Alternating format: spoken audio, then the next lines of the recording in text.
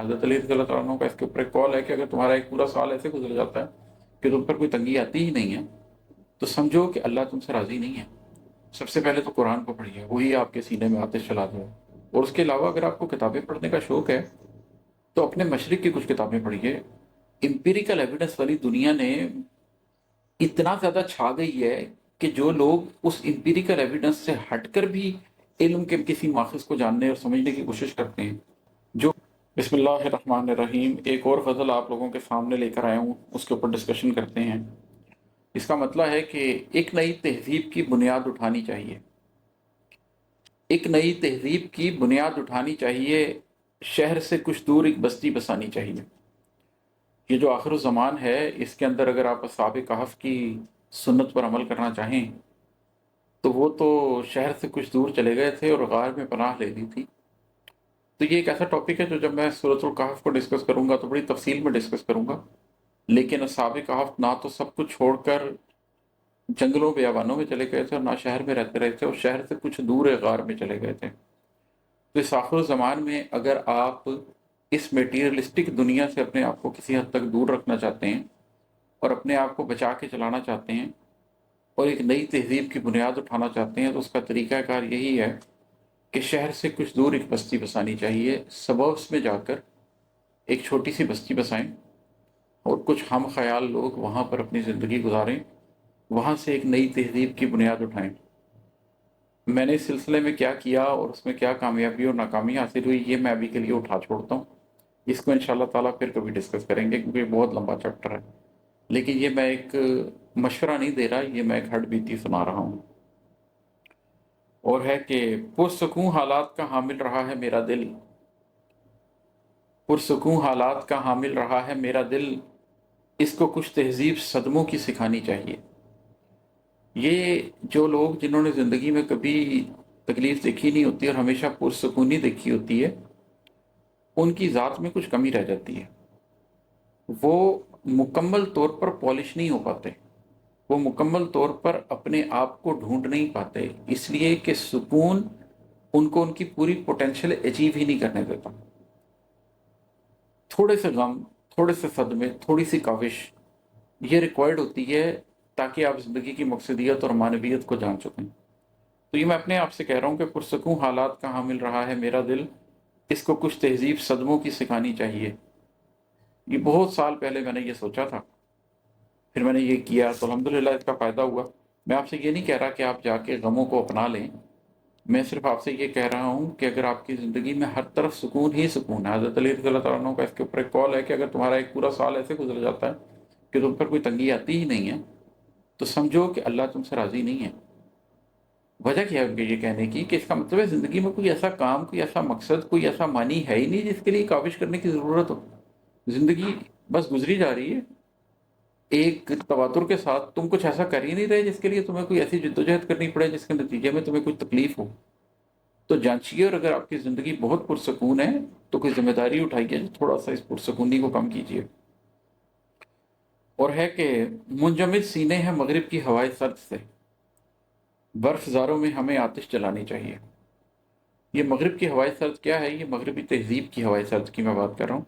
एक मेटीरियलिज्म है और उसके साथ एक आसाइश, कि हर शख्स आसाइश के पीछे भाग रहा है। गम है तो आसाइश ना होने का गम है, खुशी है तो आसाइश होने की खुशी है। मेटेरियलिस्टिक तरक्की के अलावा कोई तरक्की नहीं है।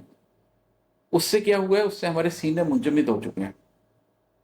हमारी मशरकी रवायत के अंदर सीने के अंदर आतिश जलना, यहाँ पर एक दीपक चलता रहना, एक लौ जलती रहना, एक स्पार्क मौजूद रहना, ये तो खासा है तहजीब मशरक का। तो अगर मगरिब की हवाए सर्द से सीने मुकम्मल तौर पर मुंजमद हो चुके हैं, तो फिर इन बर्फज़ारों में इन सीनों को कह रहा हूँ कि ये जो सीने हैं हमारे, अगर ये बर्फज़ार हो चुके हैं, मुंजमद हो चुके हैं, तो फिर हमें इनमें थोड़ी सी आतिश जलानी चाहिए। वो आतिश क्या है? वो आतिश है अपनी ज़ात के बारे में पढ़ना। सबसे पहले तो कुरान को पढ़िए, वही आपके सीने में आतिश जला देगा। और उसके अलावा अगर आपको किताबें पढ़ने का शौक़ है, तो अपने मशरिक की कुछ किताबें पढ़िए। कहीं इहयाउल उलूम को पढ़िए गज़ाली की, कहीं रूमी को पढ़िए, कहीं हाफिज़ को पढ़िए, इकबाल को पढ़िए, और कुछ नहीं तो आप तफासिर पढ़िए। कम से कम وہ جو ایک ہماری مشرقی علم کی بنیاد ہے، اس سے اپنے سینے میں آتش جلانے کی کوشش تو کریں، اس مغرب کی ہوائے سرد کے ساتھ منجمد ہی نہ ہوتے چلے جائیں، بالکل سینے جمتے ہی نہ چلے جائیں، برف زار ہی نہ ہوتے جائیں۔ اس کے بعد دو شعر ہیں، وہ اکٹھے ہیں، میں سناتا ہوں کہ راستے گم ہیں مگر موجود تو ہیں آج بھی، ڈھونڈنے والوں کو ہمت تو دلانی چاہیے۔ راستے گم ہو چکے ہیں اس وقت، جو لوگ حقیقت کی تلاش میں ہیں وہ امپیریکل ایویڈنس والی دنیا نے اتنا زیادہ چھا گئی ہے کہ جو لوگ اس امپیریکل ایویڈنس سے ہٹ کر بھی علم کے کسی ماخذ کو جاننے اور سمجھنے کی کوشش کرتے ہیں، جو کہتے ہیں کہ یہ ماڈرن ڈارونزم سے بڑھ کر بھی زندگی کی کوئی حقیقت ہے، ہر چیز کو سائنس سے پروف کرنا ایک بیتکی بات ہے۔ یہ ایسے ہی ہے کہ جیسے کوئی شخص شیکسپیئر کا ناول پڑھے اور ان کرداروں میں شیکسپیئر کو ڈھونڈنے کی کوشش کرے، شیکسپیئر تو اس ناول میں نہیں ملے گا۔ تو اللہ نے ٹائم اینڈ اسپیس کریٹ کی ہیں، اللہ نے زمان اور مکان بنائے ہیں، اس زمان اور مکان کے اندر اللہ کیسے ملے گا؟ وہ تو اس سے باہر ہے۔ ہاں، شیکسپیئر کا ناول پڑھتے ہوئے آپ شیکسپیئر کو ڈھونڈ سکتے ہیں، اس لیے کہ اس کے ناول میں آپ کو بہت کچھ ایسا ملے گا جو آپ کو بتائے گا کہ یہ شیکسپیئر نے لکھا۔ اسی طرح اللہ کی اس دنیا میں آپ اللہ کو ڈھونڈ سکتے ہیں، اس لیے کہ اس اللہ کی دنیا میں بہت سی نشانیاں جو آپ کو بتائیں گی کہ اللہ ہے، لیکن آپ نے اس کو لاجیکل ریزننگ سے آئیڈینٹیفائی کرنا ہے یا اپنے قلب کے نور سے دیکھنا ہے۔ امپیریکل ایویڈنس سے خدا نے آپ کو نہیں ملنا، فرشتوں کو آپ نہیں دیکھ پائیں گے، جنت و دوزخ کو آپ نہیں دیکھ پائیں گے۔ تو راستے گم ہیں مگر موجود تو ہیں آج بھی، وہ راستے موجود ہیں، گم کر دیے اس میٹیریلسٹک دنیا نے۔ ڈھونڈنے والوں کو ہمت تو دلانی چاہیے، جو اس راستے پہ جا کے ڈھونڈنا چاہتا ہے اس کی ہمت تو بڑھانی چاہیے کہ ہاں ٹھیک ہے مغرب چھایا ہوا ہے، لیکن آؤ علوم مشرق میں بھی بڑی جان ہے۔ اور دوسرا شعر پھر اصحاب کہف کے حوالے سے کہ اس صدی میں غار والے لوح والے کون ہیں؟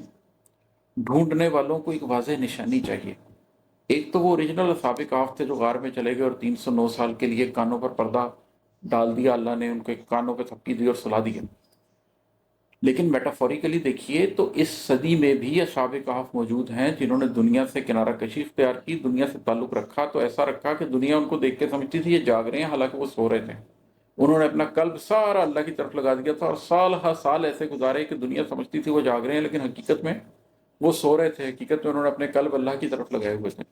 تو اس صدی میں بھی ایسے کچھ لوگ موجود ہیں جنہوں نے اصحاب کہف کی سنت کو زندہ کیا ہے، شہروں کو چھوڑ کر شہروں کے سبربز میں جا کر رہے ہیں اور وہاں پر جا کر اسی طریقے سے اپنے قلب کو جگانے کی کوشش کی ہے، اور اللہ نے ان کے اوپر وہ نصرت کی ہے کہ ان کے قلوب زندہ ہوئے ہیں، اور ان کو یہ الٹیمیٹلی یہ پتہ چلا ہے کہ آخر زمان میں زندگی کیسے گزارنی چاہیے۔ بس ایک واضح نشانی چاہیے ڈھونڈنے والوں کو، جو ڈھونڈیں گے انشاءاللہ تعالیٰ ان کو اس دنیا میں ایسے لوگوں کی کمی نہیں ہے، ایسے لوگ مل جائیں گے۔ واقعات زندگی حیران کن ماضی و حال، لکھی دینی داستان زندگانی چاہیے۔ اس کی میں کیا تشریح کروں، بس ایسے ہے کہ زندگی میں پیچھے مڑ کے دیکھتا ہوں تو واقعات زندگی کچھ ایسے ہیں کہ حیران کن ہیں، مجھے خود یقین نہیں آتا کہ زندگی میں ایسے واقعات کیسے ہو سکتے ہیں، لیکن کچھ واقعات انسان کی زندگی میں آتے ہیں، اس کی پھر داستان زندگی میں سوچ رہا ہوں کہ لکھ ہی دوں، لیکن ابھی میں سوانح عمری نہیں لکھ پایا، ابھی مجھے ایک طرح سے سمجھ لیں کہ اذن ہی نہیں ہوا، اندر سے آمد ہی نہیں ہوئی۔ ابھی اللہ شاعری لکھوائی جا رہا ہے اور میں شاعری میں بات کیے جا رہا ہوں۔ شاعری میں بات کرنا تھوڑا آسان بھی ہوتا ہے، جب آپ نثر میں بات کرتے ہیں تو وہ ذرا زیادہ سخت ہو جاتی ہے، شاید شعر کے اندر بات کو کرنا بہت طریقے سے کی جا سکتی ہے۔ اور پھر آخر و زمان کے حوالے سے ایک دو اور اشعار ہیں کہ چھوڑ دینا چاہیے دنیا کو اس کے حال پر، وقت سے پہلے فقط قوت بچانی چاہیے۔ آخر زمان کے بارے میں نبی کریم صلی اللہ علیہ وسلم کی ایک حدیث ہے کہ اپنی تلواروں کو پتھروں پر دے مارو۔ تلواروں کو پتھروں پر دے مارو کا کیا مطلب ہے کہ ان کو کندن کر دو، بالکل ختم کر دو، تمہارے پاس وہ اسلحہ رہنے نہیں چاہیے، چھوڑ دو، یہ قتال کا وقت نہیں ہے۔ وجہ یہ ہے کہ جس نے بندوق اٹھائی وہ تو ٹیررسٹ ڈکلیئر ہو جائے گا۔ یہ وقت لڑنے کا نہیں ہے، یہ وقت اپنے قلب کی صفائی کا ہے، یہ وقت اس تہذیب کو بسانے کا ہے جیسے اصحاب کہف نے رسائی تھی۔ کنارہ کشی اختیار کر لیں اور اس کے بعد انتظار کریں اس وقت کے آنے کا۔ وہ وقت کب آئے گا؟ میں یہ نہیں کہہ رہا کہ تلواریں پھینک دیں اور کبھی بھی مت لڑیں، جہاد کرنا ہے لیکن کچھ دیر کے لیے اس جہاد کو پاس کر دیں اور قوت بچائیں۔ پورا شعر دوبارہ سنیے اور پھر اگلا شعر بھی سنیے، اس سے پہلے کوئی معنی نہ نکالیے گا۔ چھوڑ دینا چاہیے دنیا کو اس کے حال پر، وقت سے پہلے فقط قوت بچانی چاہیے۔ وقت سے پہلے فقط قوت بچانی چاہیے. ایک وقت آئے گا اس وقت جہاد کرنا ہوگا، لیکن اس سے پہلے تلواروں کو زمین پر دے مارے، چھوڑ دیں، جنگ ختم کر دیں، قتال کو چھوڑ دیں، اپنی قوت کو بچائیں. وہ وقت کب آئے گا؟ ایک خراساں کے سیاہ پرچم ابھی درکار ہیں. ایک یہود اصفہانی کی نشانی چاہیے. خراسان سے کالے جھنڈوں والے اٹھیں گے، ابھی نہیں اٹھے. اور اصفہان سے، جو کہ ایران کا ایک شہر ہے، وہاں سے 80,000 یہودی شالیں پہن کے نکلیں گے، وہ بھی ابھی نہیں نکلے. اس پر کبھی لمبی تفصیلی بات کریں گے، لیکن یہ تو بہت بڑی نشانیاں ہیں. وہ نشانیاں جب ظاہر ہو جائیں گی اور آپ کو پتہ لگ جائے گا کہ جہاد کا وقت آ گیا ہے، اس وقت تک اپنی قوت کو بچائیں. اس وقت تک صرف اپنی قوت کو بچائیں. اپنے قلب کی تطہیر کریں، اس کے بعد اپنے خاندان کی تطہیر کریں، اس کے بعد معاشرے کی تطہیر کریں، اور ایٹ لیسٹ وہ افراد بنانے کی کوشش کریں جو اللہ کے حضور اپنے آپ کو پیش کریں تو قبول تو کیے جا سکتے ہیں. ابھی آپ نے دیکھا پیچھے جنگ والی جو سچویشن تھی، اس کے اندر کیا ہو رہا تھا. مجھے بڑا افسوس ہوا کہ آپ نے پہلے یہ اعلان کیا کہ آپ جنگ جیت گئے ہیں، اور اس کے بعد میں نے ایک کلپ دیکھا جس کے اندر ہم پنجابی کے پنجابن نچ کے گانوں کے اوپر بھنگڑے ڈال کر خوش ہو رہے تھے. کیا ایسے جہاد جیتے جاتے ہیں؟ یا سجدہ شکر ادا کیا جاتا ہے، سجدے میں جا کے ماتھا رگڑا جاتا ہے اگر اللہ کامیابی دے بھی دے تو؟ جب تک ہم وہ قوم ہی نہیں بنتے جو ہارنے کی صورت میں سجدہ ریز ہوتے ہیں، جو جیتنے کی صورت میں سجدہ ریز ہوتے ہیں، ہارنے کی صورت میں اللہ سے صبر کی دعا کرتے ہیں، جیتنے کی صورت میں اللہ سے شکر کی التجا کرتے ہیں، تب تک ہم اس قابل ہی نہیں ہے کہ قتال کر سکیں. تو یہ پورا رستہ دیکھ کے میں تو بات ہی یہ سمجھاؤں کہ بھائی پہلے ذات، پھر گھر، پھر معاشرہ، اس کی وہ تطہیر کریں کہ اللہ کی نصرت آپ کے اوپر اتر سکے. ہم وہ معاشرہ نہیں ہیں. کان پر پردہ رہا تو آنکھ اندر کی کھلی، عمر کی ساری کہانی اب سنانی چاہیے. یہ وہ سابق کہف والے واقعے کے اندر ہی ہے کہ میٹافوریکلی آپ بھی اگر اپنے کانوں پر پردہ ڈال کے کچھ عرصہ بیٹھے رہیں اور دنیا کی سننا چھوڑ دیں، کیونکہ یہ انفارمیشن ٹیکنالوجی کا دور ہے، لیکن علم یکسوئی سے حاصل ہوتا ہے. علم معلومات میں اضافے سے حاصل نہیں ہوتا. انفارمیشن زیادہ گیدر کرنے سے علم حاصل نہیں ہوتا. انفارمیشن کم اکٹھی کرنے سے علم حاصل ہوتا ہے، یکسوئی سے حاصل ہوتا ہے. تو کچھ عرصے کے لیے اپنے کان بند کر دیں بہت زیادہ انفارمیشن سے، اور جو حقیقی علم ہے، جو اللہ کی طرف سے آتا ہے، جو کتاب سے ملتا ہے، جو قرآن سے ملتا ہے، کان پر پردہ رکھ کر آنکھ اندر کی کھول کر اس علم کو حاصل کرنی چاہیے، اور اس کے بعد اس کی کہانی دنیا کو سنانی چاہیے. تم بھلا کتنوں کو کب تک یوں بچاتے آؤ گے، ڈوبنے والوں کو تیراکی سکھانی چاہیے. یہ میری اپنی زندگی کا تجربہ ہے کہ زندگی میں کب تک تم لوگوں کو بچاتے آؤ گے کہ جو ڈوب رہا ہے اسے بچا لو. نہیں، آپ نے جو ڈوب رہا ہے اس کو بچانے کی بجائے جو ڈوب سکتا ہے اس کو تیراکی سکھانا شروع کریں. ادروائز آپ ساری زندگی کوئی نہ کوئی ڈوب رہا ہوگا اور اس کو بچاتے رہیں گے اور زندگی یوں ہی ختم ہو جائے گی. لیکن اگر اس کی جگہ آپ نے اسکول کھول لیا اور سب کو تیراکی سکھانے لگ گئے تو کوئی بھی نہیں ڈوبے گا. تو میری بھی کوشش یہی ہے کہ میں لوگوں کو یہ سکھاؤں کہ بھائی اس آخر الزمان میں تیراکی کیسے کرنی ہے تاکہ تم ڈوب نہ جائے.